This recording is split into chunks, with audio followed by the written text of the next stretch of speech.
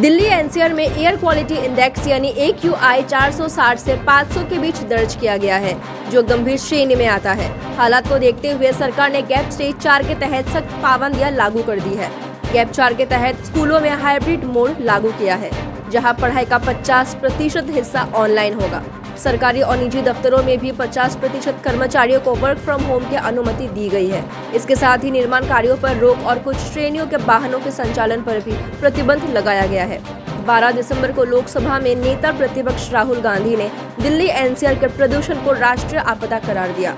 उन्होंने कहा कि प्रदूषण की वजह से बच्चों में फेफड़ों से जुड़ी बीमारियां बढ़ रही है और कैंसर के मामलों में भी इजाफा हो रहा है। राहुल गांधी ने केंद्र सरकार को आश्वासन दिया कि विपक्ष प्रधानमंत्री नरेंद्र मोदी के साथ मिलकर 5 से 10 साल की शहर विशेष योजना बनाने में पूरा सहयोग करेगा। सरकार के अनुसार दिल्ली का औसत AQI वर्ष 2018 में 213 था, जो 2025 में घटकर 187 हो गया है। सरकार ने ये भी कहा कि भारत अपने निर्धारित वायु गुणवत्ता मानकों का पालन कर रहा है। हालांकि आलोचकों का कहना है कि भारत के मानक विश्व स्वास्थ्य संगठन यानी WHO के मानकों की तुलना में पुराने और काम सख्त है। 2025 में प्रकाशित लेसन की एक स्टडी के मुताबिक PM 2.5 प्रदूषण के कारण वर्ष 2022 में भारत में करीब 17 लाख लोगों की मौत हुई थी। दिल्ली एनसीआर में बढ़ता प्रदूषण अब सिर्फ पर्यावरण का नहीं बल्कि स्वास्थ्य और नीति का बड़ा सवाल बन चुका है। Pollution in our major cities. Most of our cities, major cities, are living under a blanket of poisonous air. Millions of children are getting lung disease. Their future is being destroyed. People are getting cancer.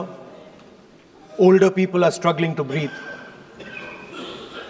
This is an interesting issue because I'm certain that there will be full agreement between the government and us on this issue.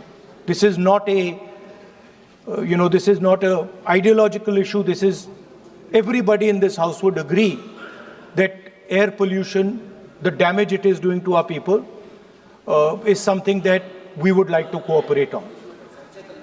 I think it's important that the government develops a plan for how to get rid of air pollution in our cities. We are more than happy to cooperate with the government on developing such a plan.